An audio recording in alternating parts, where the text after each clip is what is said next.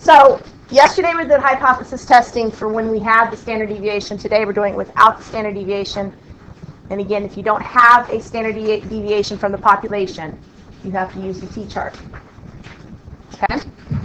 So here are the guidelines. You want to specify a level of significance. You want to identify the degree of freedom. If you're using the left tail, you use the column and just put a negative sign with your answer. If you're using the right tail, you use the column and put a positive sign with your answer. If it's a two-tailed test, you do the plus minus with your answer. Easy enough. So find the critical value. The t-value for the left-tailed test with a significance value of 0.05 and a sample size of 21. So what would it be? Get your t-chart out. So you're going down to 0.05, and if the sample is 21, what is my degree of freedom? 20. So you're going to line those guys up. So 0.05.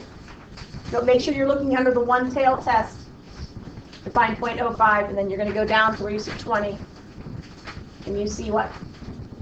1.7525. And since it is a left-tail test, it's going to be negative. So left tail means you're on this side, which is all negative. Okay? Is that easy enough to do? All right. So find the critical value for the right-tailed test at a significance level of 0.01 and a sample size of 17. So is this going to be positive or negative? Positive is right-tailed test. What do you get? Anybody? McKenna? 3.567. 2.583. Yeah, you subtract 1. Okay. 2.583.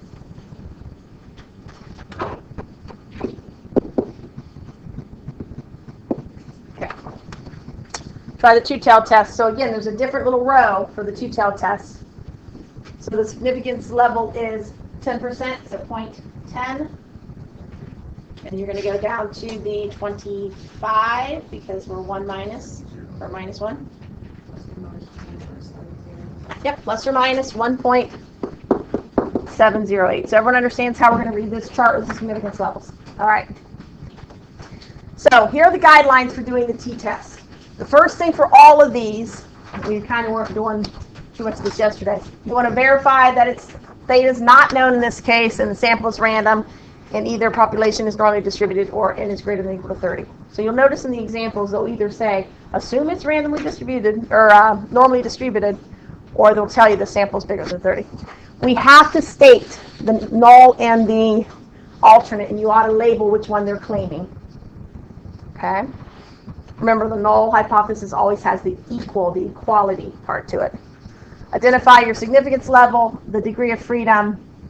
You're going to determine the critical values using this.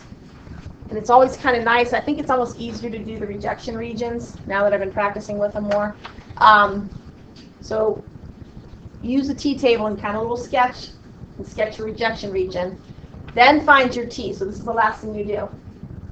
And does it fall in the rejection region or does it fall in the null hypothesis region?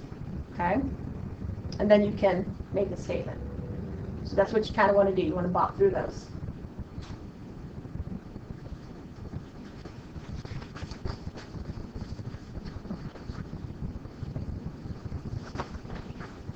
Here we go. A couple examples. A used car dealer says that the mean price of a used car sold is at least, not at last, but at least, in the last 12 months, is at least $21,000. You suspect this claim is incorrect. So what does at least $21,000 mean? 21,000 or more, right? So it's 20 or equal to. So they're claiming 21,000 is the average. The null hypothesis, because you have that or equal to thing, you're going to put that the null, and that's what he's claiming. The alternate is less than 21,000. You suspect the claim is incorrect and find the random sample of 14 used cars sold in the last 12 months has a mean price of $19,189 and a standard deviation of 2,950. So notice they're giving you the mean and standard deviation from the sample, so that's not a population deviation. Is there enough evidence to reject the dealer's claim at a 0.05 alpha? Assume the population is normally distributed. So we know it's normally distributed. We can go ahead and go. So get your t-chart out. What would be your t-value at 5% with a sample size of 14?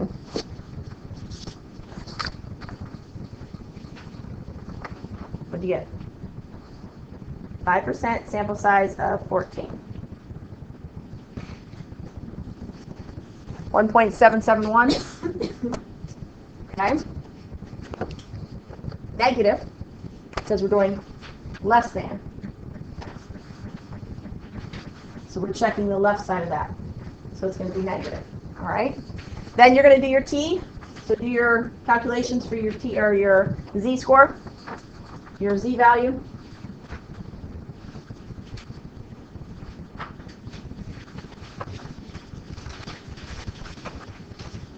Or t-value, sorry.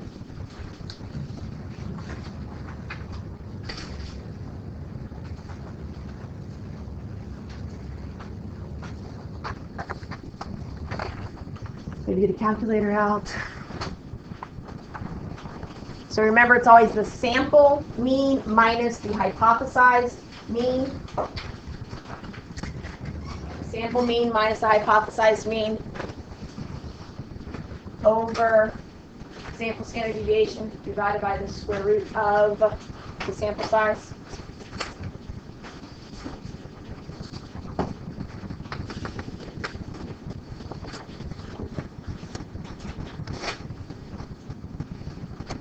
I got negative 2.297.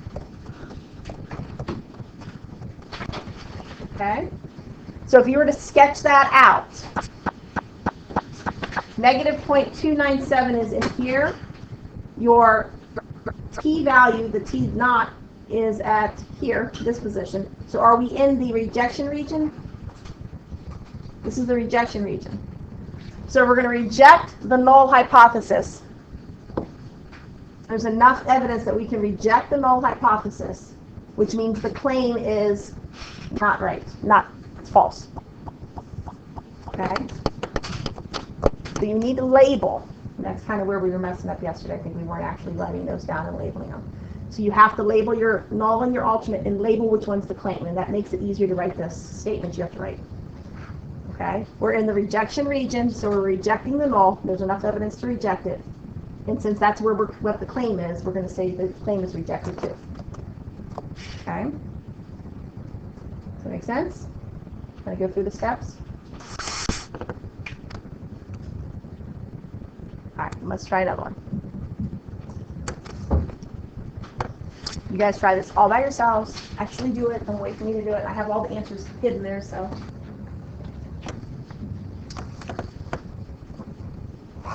Everyone get the alternate and the null hypothesis written correctly? So since it's an equals and a not equals, it is a two-tailed test.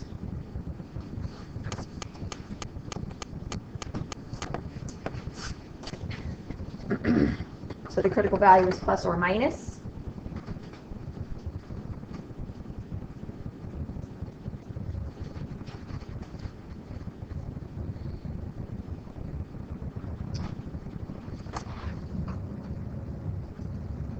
.2.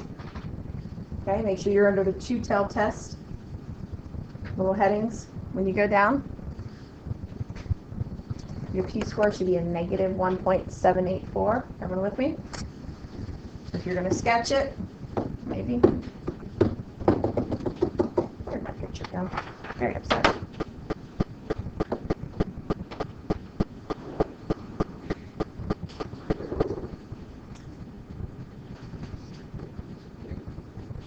So this is the rejection region. Negative 1.78 is here. So does it fall in the rejection region? No, it doesn't. Therefore, we do not have enough evidence to reject the null hypothesis. Since we don't have enough evidence to reject the null hypothesis, which one was the claim? This was the claim, right? we're going to assume that they are at 6.8 pH levels. Okay. So you should do just a quick little sketch. Okay. Good.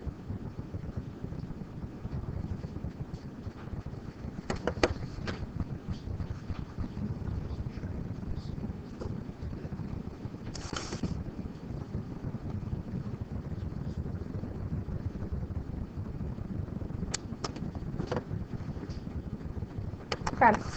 Let's try another one. Oh, how about this one? It's already done. I didn't have it hide. All right, so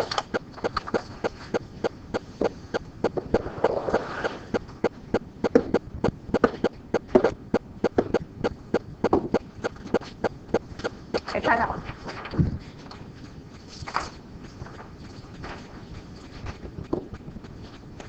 No, we're not in the rejection area. So we do not have enough evidence to reject the null. So we are going to fail to reject the null. Which means, is the claim good or not? The claim is good, because we're not rejecting this. No, we're not rejecting this, so the claim is, we're accepting the null. We are accepting the null. So what does that tell you about the claim? It's false. It's not. We fail to reject, which means accept. They don't use the words, they accept the null, but that's what it means. So we're accepting the null because we're in the null region. Therefore, this part's wrong. So the claim is going to be wrong. That's why it's easier to do the statements if you write which one is the claim. Okay? So we're going with this guy, so we're not going to go with that guy. That's how I think about it. All right? Here we go. They did this without the regions, and I think it's easier to do it with regions, truly. But they said the p-value is greater than the t-value, therefore we don't have enough evidence to reject the null. Therefore, the office's claim is not supported. Question. Okay. I think looking at the regions is easier than trying to remember which one's less than, greater than, which one works. Just look at the region. Okay, quick sketch.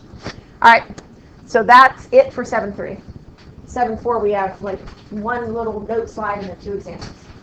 Okay, so we are doing the hypothesis testing for proportion. So we have that p-hat. We're doing percentages of the population. So the guidelines are very similar, but you want to start by verifying that it's a sampling distribution that's normally distributed. You take your n number in your sample times your p. Make sure it's greater than 5 or equal to 5. Same with n times q. Wait, is this 7.4? This is 7.4. Then again, you want to state your null and alternate hypothesis. You want to specify your level of significance, so that's the same. You want to determine the critical values in rejection region. So remember, when you're doing the proportions, you want to go back to the z-chart.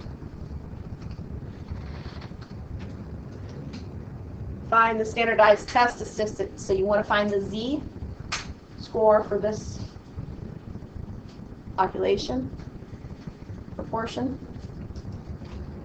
You do the same thing. You're comparing. Is it in the accepted region or not? Remember, the numbers you get from that chart, any of the chart, are the probabilities. It's telling you where you are in that curve, what region you're in. So this is a different formula, if you remember this from chapter 6.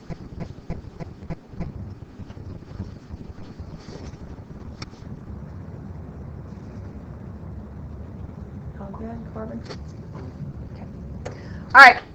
Researcher claims that less than 45% of the U.S. adults use passwords that are less secure because the complicated ones are too hard to remember. In a random sample of 100 adults, 41% say they use passwords that are less secure because complicated ones are too hard to remember at a 0.01 significance level. Is there enough evidence to support the researcher's claim?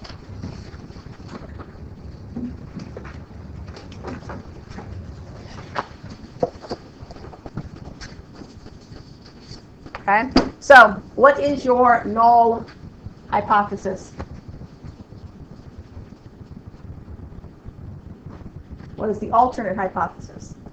So we're looking at this statement right here. Less than 45%. So that's going to be your alternate, right? And the null is going to be greater than or equal to. Okay, so you got to, gosh, it's falling apart. All right, you got to start there. And what are they claiming? He is claiming this guy, right? Okay. So the critical value, you're going to go to your z-score and find where 0.01 is.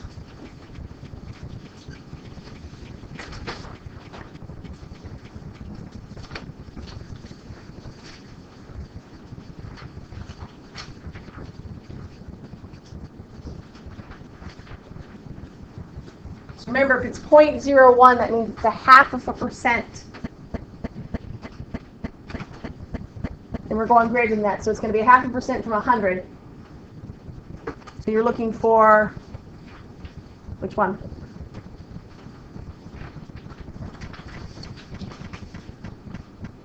I'll just go to 0.05. 0.005. We want 0.5%. So in this big thing here, we're looking for 0.005. 0.005 is between negative 0.2. Negative 2.56, negative 2.57.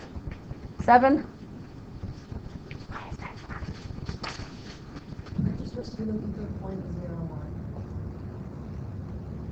0.01. 0.01. That's how you get those two. Because it's only on one side. Yeah. Gotcha. Okay. On one side, 0.01. I hate reading these things. So negative 2.33 is 0.0099. I was doing confidence interval and split. Don't have to split it. All right. And then here is your Z. And here's your picture. So are we in the rejection zone? Yes or no? No. So we're not in the rejection zone, so we are going to accept our null. Does that say yes to our claim or no to our claim? We're saying no to the claim, right?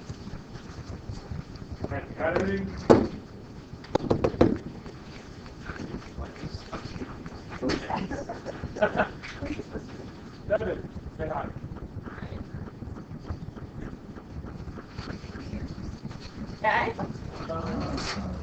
So make sure you write the claim. So you're going to accept or reject the null. The question is, are you accepting the claim then? Okay. You can't support the claim. You understand how we're doing these? Okay. That's it, guys. We are done for the day.